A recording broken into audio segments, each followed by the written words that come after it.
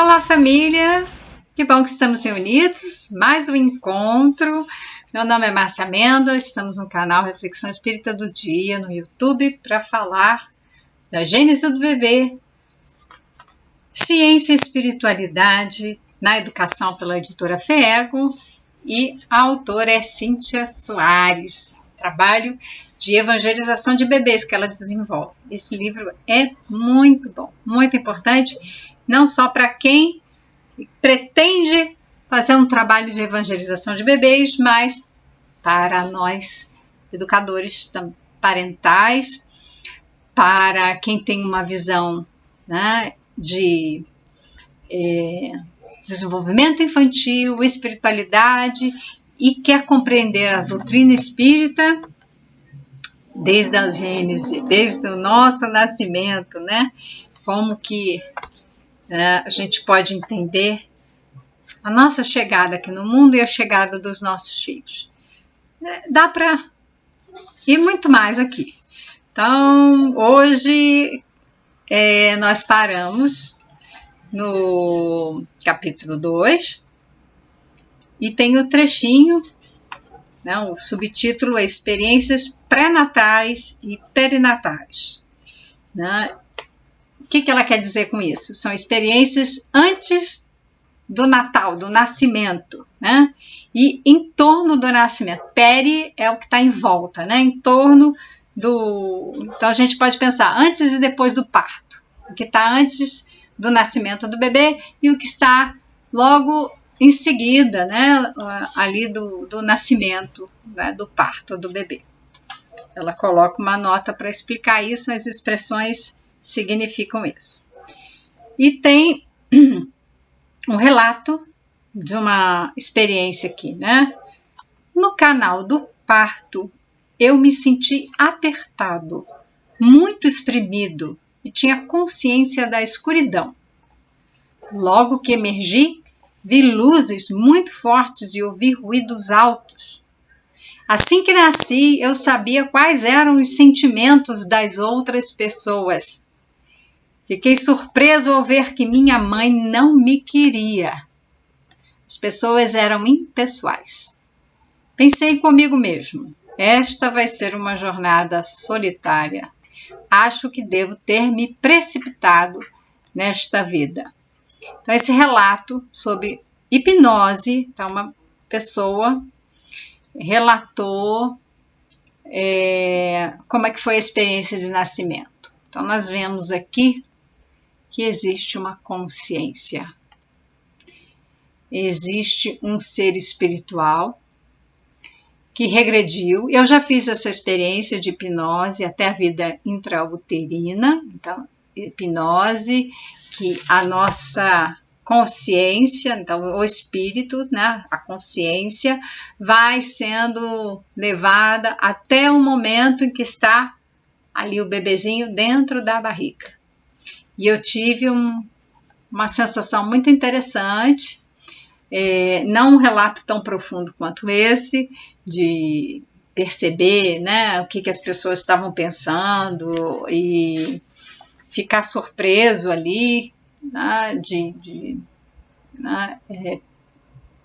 se dar conta de que aquela experiência ia ser muito solitário, ou seja, esse espírito iria se desenvolver, né, como uma criança e tal, dentro de um ambiente, de uma família, em que ele não era desejado, ele não era querido, né, e aí ele pensou, talvez eu tenha me precipitado, tenha vindo num momento em que, né, as pessoas não estavam prontas para me receber. Essa impressão ele pode ter captado da expressão, a vibração emocional, o campo vibratório é gerado pelas nossas emoções e pensamentos. Então, se essa mãe, ele percebeu, fiquei surpreso ao ver que minha mãe não me queria. Então, ele sentiu, ele captou, ele disse que percebeu os sentimentos e os pensamentos ali das pessoas. Né? eu sabia quais eram os sentimentos das outras pessoas. Ele captou os sentimentos. Pensamentos não, desculpa, correção. Isso é de se esperar. A criança, o bebê, ele vai captar os sentimentos, ele capta esse campo vibracional. Nós emitimos isso. É um campo eletromagnético. Isso já está comprovado. Isso está comprovado se a gente fala, emite palavras boas na água, nós alteramos as moléculas de água, né? Foi feito com gelo, né? Então, é muito bonito, assim. Cada imagem, aqueles cristais, né? Aquelas imagens é um japonês. Depois eu vou deixar aqui na descrição, porque eu não vou lembrar o nome, tá me vindo agora essa lembrança. Mas, enfim, tem plantas também, em que a gente faz esse trabalho com as crianças. Tem um vídeo também tão bonitinho, o menino fez o experimento com 2 plantinhas. Uma ele xingou, do jeitinho dele, né? Xingou, colocou música, aquela barulhenta, e na outra ele colocou músicas que ele gostava, músicas mais melodiosas, ele falou, elogiou, e o que aconteceu? Mesma quantidade de água, luz, ambiente, era o mesmo, aquela planta ficou viçosa, bonita, que ele elogiou, e a planta que ele falou, aqueles palavrões, né? Aquela coisa assim, né? Ele foi mal com aquela planta. Ou seja, as vibrações que ele emitiu para aquela plantinha, que não ouve, porque a planta não tem ouvido, capta as vibrações que a gente emite. Ela morreu. E ele chorou, tadinho. Ele ficou tão abalado, tão triste de ver que aquilo que ele criou, aquilo que ele... porque ele criou o pensamento, o sentimento, aquilo que ele falava, aquilo que ele direcionava para a planta, foi o suficiente para que, apesar dela receber luz, apesar dela receber água, as vibrações que ele emitiu eram capazes de deteriorar. Então, isso a gente faz um estudo para ver o poder das nossas palavras. Coloca palavras entre aspas, porque ele falava, ele colocou o som, mas a planta não tem ouvidos para ouvir. Então, não são as palavras em si, são as vibrações que acompanham esse som que nós emitimos, as palavras que nós falamos. Então, tudo está carregado de emoção. Quando esse espírito reencarna, então ele saiu, ele entrou em contato com aquelas pessoas ali, ele nitidamente captou as emoções que estavam ali dessas pessoas, ele entrou naquele campo vibracional, ele percebeu o que a mãe sentia, né, e que ele não era desejado, e com isso com a consciência daquele ser espiritual, ele entende que ia ser uma jornada solitária e que ele se precipitou. Ele se precipitou porque provavelmente esse foi o pensamento também da mãe, de eu não queria neste momento, esse filho veio cedo, esse filho veio antes de eu estar pronta, de eu desejar, né? Então ele fez uma interpretação para si de algo que foi posto, né? Essa mãe provavelmente fez isso. Eu não queria ter esse filho, eu não estava pronta para esse filho, está muito cedo, não veio na hora boa. Então, e aí ele falou, eu vim muito cedo, eu não vim numa hora boa. Tá vendo que ele repete? Ele entra no campo da mãe, ele capta e ele toma as impressões do outro para si, ele absorve. E é isso que acontece com o bebê. O bebê é esse espírito que está reencarnando com a oportunidade de aprender, de ser direcionado, né, guiado, não é modelado, tá? Isso é outra coisa. Ele vai ser guiado para que ele se desenvolva naquilo que ele veio para se tornar. Ele veio para evoluir. Nós já falamos isso. O que acontece? Que ele vai absorver. Ele vai absorver todo esse campo vibracional. Então, aqui já temos um bom exemplo dessa mente absorvente, inconsciente, que Maria Montessori fala. Vocês vejam que não é tão inconsciente assim. É um espírito que está ali. Só que ele só tomou essa consciência, né, num processo de hipnose. Então, no momento em que o espírito nasceu, ele absorveu de forma inconsciente, tá? No processo de hipnose é que ele tomou consciência. Mas naquele momento ele captou, ele formou um pensamento, tá? Ele formou um entendimento.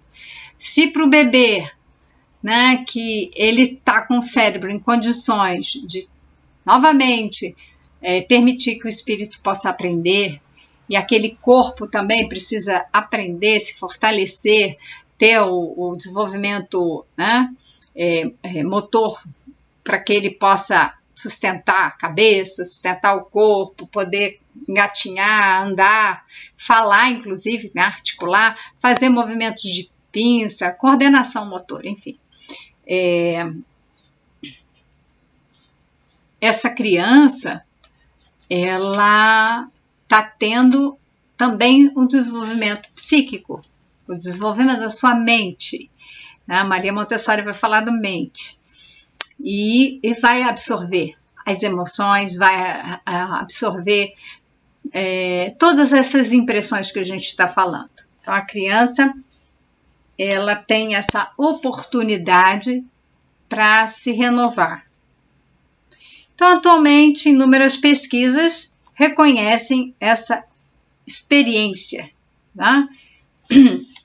Como eu falei, a hipnose, ela pode fazer a regressão até a vida intrauterina, e tem aqueles que fazem terapia de vidas passadas, eles ultrapassam a barreira ali dessa vida intrauterina e alcançam uma outra encarnação, outra experiência. E assim eles vão ultrapassando e podendo experimentar a lembrança, né, de outras tantas existências. Então, são experiências anteriores. E já falei, uma vida é uma só, né? O espírito não morre. Então, ele tem experiências na carne, na matéria, e aí ele lembra quando faz esse trabalho de regressão. E ela vai fazer menção desses estudos científicos, né? E experiências com estados de consciência. Na psicologia, ela menciona a psicologia como uma ciência que estuda a alma ou espírito. Do psique significa alma. Então, psico está falando da alma, né? A tradução seria alma. Mas eu já posso dizer que não é bem assim.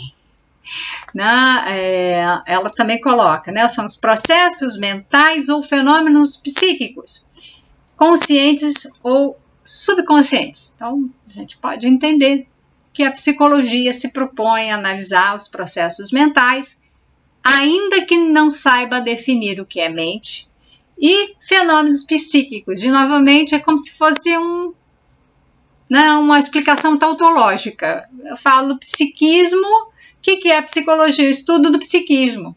Mas o que é o psiquismo?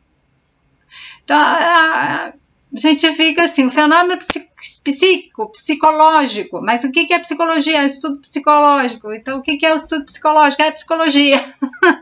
Esse aqui é a explicação tautológica. Você não sai disso, porque não tem uma definição ainda para o que é a mente.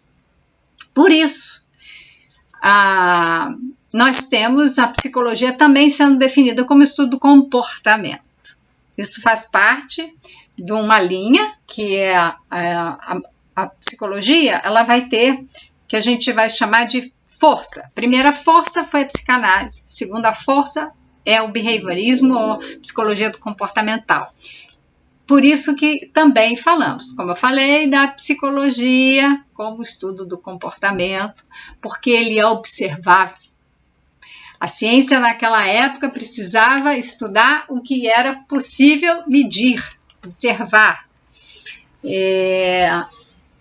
Então, o estudo do comportamento observável fazia experimentos. E muito famoso é o de Pavlov com os cachorros. Então, tocava o sininho, davam a comida. Aí o cachorro salivava. Tocava o sininho, estava a comida, o cachorro salivava. Tocava o sininho de novo, até que foi retirado o alimento. Tocava o sininho, o cachorro salivava. Não tinha o alimento, mas ele já dava a resposta, uma resposta fisiológica, porque ele entendeu, associou, né? Mentalmente associou, fez um vínculo do sininho com a chegada do alimento. E isso foi percebido que é possível treinar. A gente vai chamar isso de adestramento. Por que eu estou usando essa palavra? Porque na educação, muitas vezes, nós vamos fazer uma prática de educação, né? Um estilo de educação com os nossos filhos, baseado no reforço de determinados comportamentos e na busca de uma exclusão, a supressão de outros comportamentos não desejados. E isso tudo pelo estímulo-resposta. Esse processo que é usado com animais, adestrando animais. Nós tendemos a usar, e tem estudos que falam disso, esses estudos de adestramento para crianças. E há quem defenda, por exemplo, o uso de elogios e o uso de castigos, que são práticas de reforço. Uma, o reforço positivo, o elogio, e a outra, o castigo, é o reforço negativo. Então, nós queremos eliminar determinado comportamento, nós castigamos. Queremos estimular determinados comportamentos, elogiamos. Isso nós já vimos que não é educar, tá? É adestrar. Existe essa diferença e é importante. E nós vamos poder aprofundar isso depois. Mas ela fala aqui da psicologia, dos estudos, do psiquismo e do psiquismo fetal. O bebê, o feto, né? Então, a vida pré-natal, então o feto tem um psiquismo. Isso a gente pode afirmar, porque ali tem um espírito reencarnante. Aquele corpo que está em nascimento, ali em formação, está ligado ao espírito, e o espírito é o ser pensante. O espírito que é o ser consciente. Não é o corpo, não é o cérebro que cria o pensamento. É o espírito que pensa, o cérebro é a máquina, o corpo é uma máquina. Ele recebe e ele emite os impulsos a partir do comando que ele recebeu. Então, quem manda no nosso corpo somos nós, espíritos. O que acontece quando o corpo começa a falhar? É porque a gente não está cuidando do espírito, a gente não está cuidando dos nossos pensamentos e das nossas emoções. Quando a gente começa a ter problema de doença, o adoecimento já se iniciou no corpo, né? Mas o adoecimento já se deu antes, no espírito. O espírito doente, o corpo é psicossomático, que a gente chama, porque vem do psique da alma para o corpo manifesta, o corpo manifesta. Então, nós temos uma experiência psíquica intrauterina. Então o bebê sente? Sente. A mamãe está triste, o bebê sente? Sente. A gente já viu que ele sente esse campo vibratório, esse campo emocional. Ele não consegue traduzir em palavras, né? Mas você vê que quando ele fez a hipnose, naquele exemplo, ele transformou em palavras aquela experiência. Mas o psiquismo capta todas essas vibrações. E o espírito que está reencarnando, ele é um espírito, não é o corpo. O corpo é pequenininho. Então, o que a gente faz? Qual é o nosso erro maior? É a gente confundir corpo com a mente. É a gente entender que somos corpo e temos um espírito, que não é isso. Essa não é a nossa realidade. Nós somos um espírito, somos o ser espiritual consciente, que pensa, que sente e que tem um corpo para se manifestar, para expressar o pensamento e o sentimento.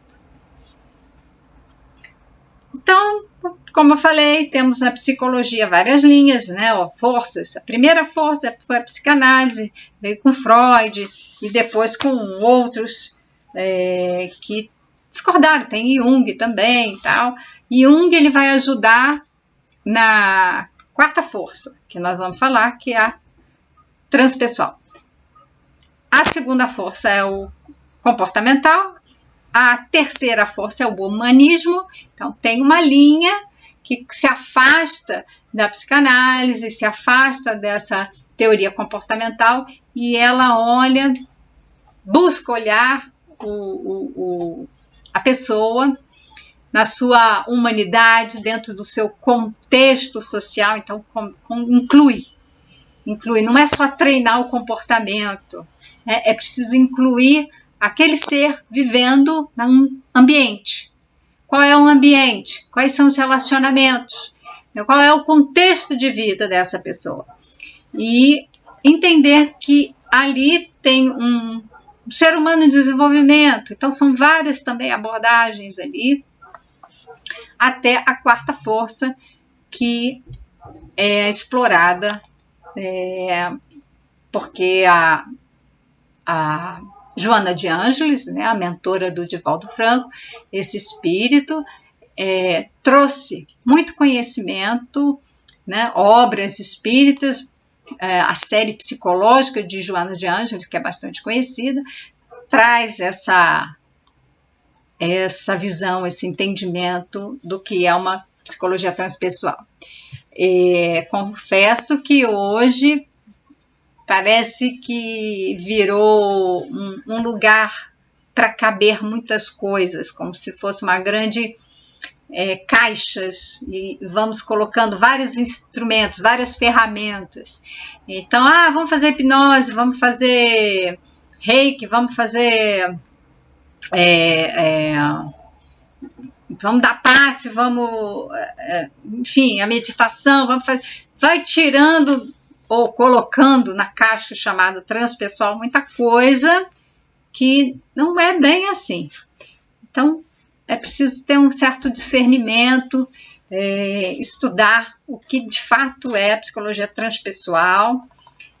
Eu não sou uma conhecedora da psicologia transpessoal, já li alguma coisa. Ela vai mencionar esse autor, o Stanislav Grof. Tem 2 livros dele. Tem este aqui, Quando o Impossível Acontece, Histórias Extraordinárias que Desafiam a Ciência. Muita coisa aqui com relação a isso que eu acabei de falar, desse trecho de uma hipnose que vai até o nascimento, só que ele vai na vida intrauterina. E aqui a Psicologia do Futuro, também é dele, Lições das Pesquisas Modernas de Consciência. Então, são 2 referências que eu tenho aqui, que eu já li, mas por quê? Porque o Grof, ele fez um estudo que era chamado estado alterado de consciência. Hoje, já falamos estados ampliados de consciência. Então, ele, no início, usava de substância química, alucinógena, e hoje se faz uso de respiração. Então, com um tipo específico de respiração, você consegue alterar o estado de consciência. Esse estado, que aí chamava de alterado, que também se usava uma droga, né, alucinógena, ele é agora considerado ampliado. Você amplia a sua consciência e você percebe coisas que você não percebia antes. E dali você pode fazer um trabalho terapêutico muito profundo e importante no sentido de grandes transformações. Então, tem essa relevância no estudo. Ela menciona que ele nasceu em Praga e tal, ele incorporou ideias da psicanálise e também de Jung, que é a psicologia analítica, e para entender o inconsciente, né? E dali ele, por exemplo, ele pensa, ela coloca aqui um exemplo, né? O que é experimentado dentro do útero influencia as vivências posteriores. Eu já falei, ela aqui só confirma. O bebezinho que, né, tá ali o feto, você tem um ser consciente, você tem um espírito ali, ele está captando o campo vibracional, ele está percebendo, e o que ele já vivencia ali vai influenciar. Inclusive, fala-se de trauma, né? É uma experiência em que essa criança, como houve nesse exemplo, a percepção de que minha mãe não me quer.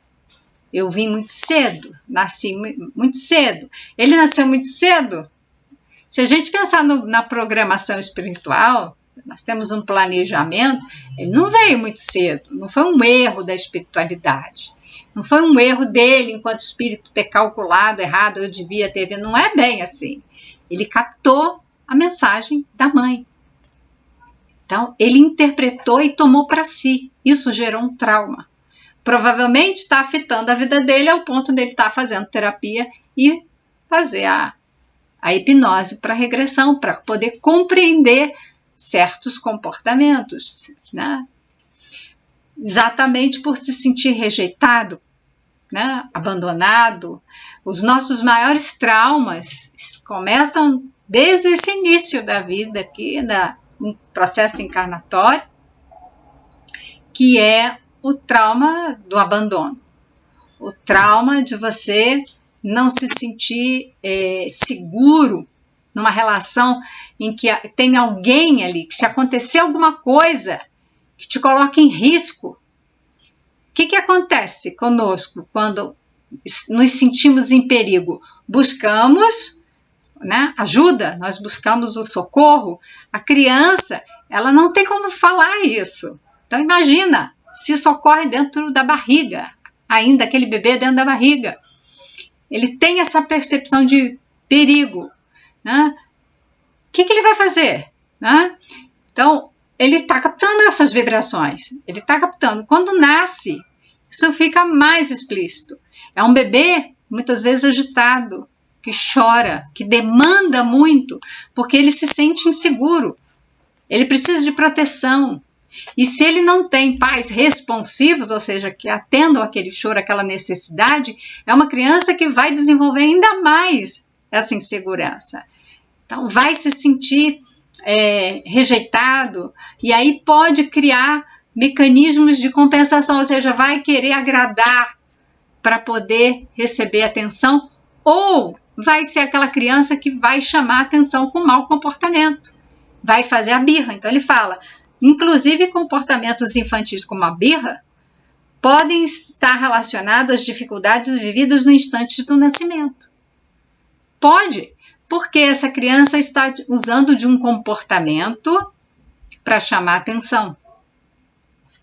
Lembra que birra é o desespero da criança.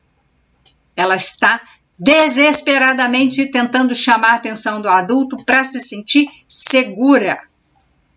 A birra não é um comportamento para agredir o adulto. A criança não faz, as suas atitudes não são para ferir, para agredir. Eu vou desafiar o meu pai e minha mãe, eu vou, né, deixá-lo irritado. A criança não faz isso. Ela está pedindo da forma que ela consegue ajuda, socorro. Eu me sinto em perigo. Eu estou em desespero, eu não sei o que falar. Ela não sabe falar. Criança até 2 anos, 3 anos, não sabe falar. O que ela vai usar? Do choro, da agitação motora, às vezes vai bater, vai morder, vai se morder. Então é um desespero.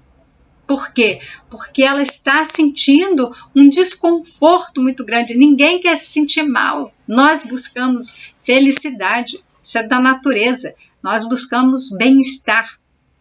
Então, tudo que nós fazemos é para o nosso bem. Se tudo que nós fazemos é para o nosso bem, a criança está fazendo aquilo para o próprio bem, para o bem dela, para a sobrevivência dela. Se nós tivermos esse entendimento, nós vamos educar a nossa forma de ver a criança e não vamos mais olhar aquele comportamento como algo inadequado. Nós vamos achar que é adequado porque ela está tentando comunicar alguma coisa. Nós é que não estamos compreendendo. É uma linguagem corporal, uma linguagem emocional a da criança. Então ela tenta comunicar, ela está usando de vários artifícios. Lembra do reforço? Agora eu não sei se eu falei foi aqui ou foi no outro vídeo. Aliás, fazendo essa pausa, eu estou gravando vídeos no meu canal pessoal do YouTube e no Instagram. Se vocês tiverem interesse, eu estou fazendo a leitura do livro Como Amar uma Criança, de Yanuks Korczak. Estejam todos convidados. E é um trabalho psicológico, não é espiritual aqui, não falo de doutrina espírita, ali é da psicologia e educação parental. Então estão todos convidados. Como eu gravei agora há pouco, eu estou na dúvida se eu falei lá ou se eu falei aqui. Mas vamos lá. Entendendo que o reforço, eu falei aqui do adestramento, estou ficando meio biruta. Vamos lá. O adestramento, o reforço positivo, que eu falei do elogio e falei do castigo, claro, essa criança, ela vai perceber que quando ela faz alguma coisa, então, se ela grita, se ela chora, se ela se joga no chão, se ela se morde, o adulto que não está olhando para ela vai passar a olhar. Opa, está olhando para mim. Então, toda vez que eu me mordo, olha para mim, vem me dar atenção. Ainda que seja uma atenção indevida, assim, porque o adulto vem, às vezes dá bronca. Mas a criança prefere levar uma bronca a ser totalmente ignorada. Então, também temos isso, né? Para caminhar aqui para o final, porque eu acabo explicando bastante coisa, esse nascimento, né? O Groff, ele fala, nascer é o nosso primeiro grande desafio. Mais do que isso, tudo o que experienciamos dentro do útero materno e na hora do parto modela a nossa psique, tanto quanto as vivências posteriores ao nascimento. Então, aqui uma repetição daquilo que falamos, de que as experiências que nós temos dentro do útero nos afeta tanto quanto as experiências que nós temos após o nascimento. E nascer é um grande desafio. Muito bom pensar nisso, porque o processo encarnatório dá muito trabalho. Formar o corpo leva em torno de 38 a 40 semanas. Aquele corpo para estar em condições de viver fora da barriga, então de respirar, o pulmão é o último que vai ser preparado para poder a criança nascer e respirar, né? E esse período todo é um período de preparo do espírito, em que ele vai perdendo a consciência gradualmente. Ele está conectado àquele corpo, mas aquele corpo são células muito pequenas. Então ele fica conectado e ele tem uma certa consciência do processo, ou então ele já está em estado de hipnose terapêutica, já está meio que adormecido, anestesiado. Esse é um processo. É diferente da morte. A gente geralmente pensa na morte como alguma coisa mais problemática, né? Dolorosa e tal. É claro que tem os seus processos, cada um tem de acordo com o seu padrão vibracional. Agora, desencarnar tende a ser um processo muito mais simples, muito mais rápido, e é muito interessante porque eu tive uma experiência em que eu me vi morrendo, né? É como uma hipnose, você vai lá e tem experiência. Eu senti, opa, como é que foi morrer naquele caso, né? E eu sabia que eu estava morrendo, eu fui sentindo a perda do controle do corpo, da vitalidade mesmo. E foi uma experiência muito interessante. Vivi há pouco tempo essa experiência e foi muito interessante porque a gente perde essa noção de que como é que é morrer, né? Como é que será que é morrer, né? E por vezes é um processo rápido. Quando você vê, já está fora do corpo. E foi isso que aconteceu. O corpo morreu, eu já estava fora do corpo, meio assim. O que foi que aconteceu? Eu morri? Eu tô viva ou morri? E a gente tá vivo, o espírito não morre. E aí foi essa tomada de consciência. Opa, eu continuo viva, o corpo morreu. E eu vi isso, né? Isso foi muito rápido. O processo pode levar algumas horas, né? De soltar, né? Ou desprender o espírito do corpo. Mas, em geral, a gente fala dependendo do espírito, do grau de evolução, 72 horas. Né? É o tempo que a doutrina fala em termos de esperar para cremar o corpo, por exemplo. Então, a gente pode estimar isso, mas tem espíritos que saem do corpo mais rapidamente. Mas o processo de encarnação, não. É muito mais trabalhoso, é muito mais complicado aqui, né? É um primeiro desafio. Nós recebemos impressão o tempo todo, além de ser um corpo ainda muito frágil, todo o ambiente muito frágil, é muito fácil perder a gestação, né? Porque é um corpo que está se formando dentro de um outro corpo. Então, o corpo da mulher ele pode rejeitar aquilo, ele pode expulsar, como se fosse um corpo estranho, um corpo diferente. Então, existe toda uma mudança do ambiente, que é o corpo materno, para alojar, para manter, para sustentar a gravidez. Não é fácil. Sustentação de uma gravidez é complicada. A gravidez não é doença, mas requer tantos cuidados, porque é todo um ambiente, um organismo, células, hormônios, tudo isso que deve ser ali todo modificado para sustentar a gravidez. Caso contrário, ela se vai. É muito mais fácil perder. Então, precisa ser feito todo esse trabalho, o organismo, a psique materna e aquele espírito entrando no processo, perdendo sua consciência e renascer com toda uma oportunidade nova.